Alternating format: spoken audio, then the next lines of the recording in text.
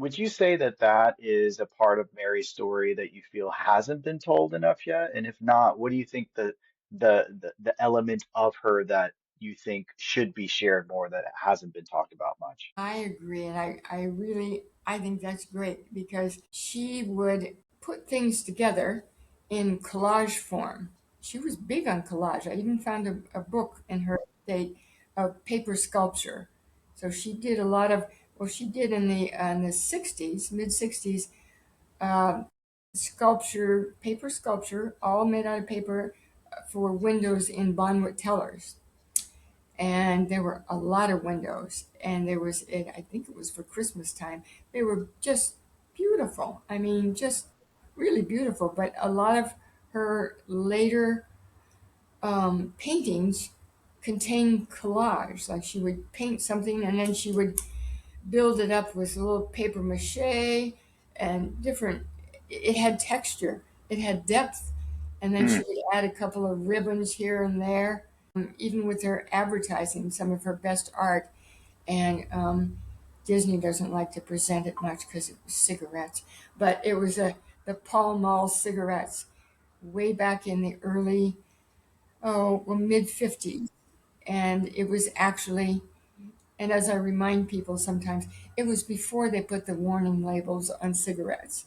But Right. she did these big kind of pop art cigarettes mixed with foods and shrimp cocktails on the Barbie and just a lot of really terrific art, which It reminded me a lot of, and I think you've got, if people wanted to see, I believe you've got some of that on the website.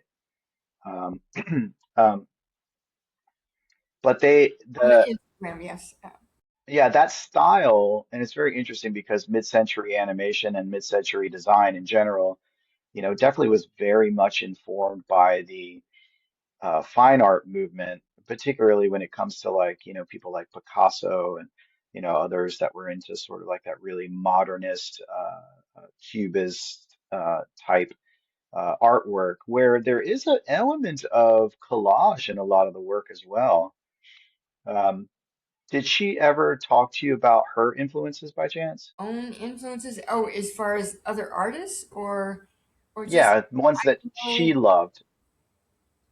oh gosh, um she loved all art. I mean, she really, really did it. But she also, which I just learned recently, when she went to school at San Jose State, she majors in art, but she majored in commercial art. She Yeah. always had a feel for,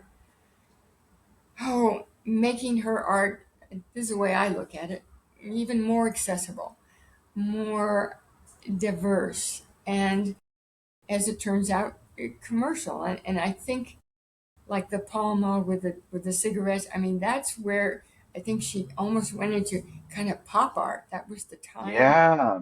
it did, and I mentioned that to the there's a museum in Oklahoma which will be finished in a few years, and it's called the OK Pop Museum, and it honors Yeah, I've heard of that. you've heard of it, and Mary Blair gets a big space in it because she was born in McAllister, Oklahoma.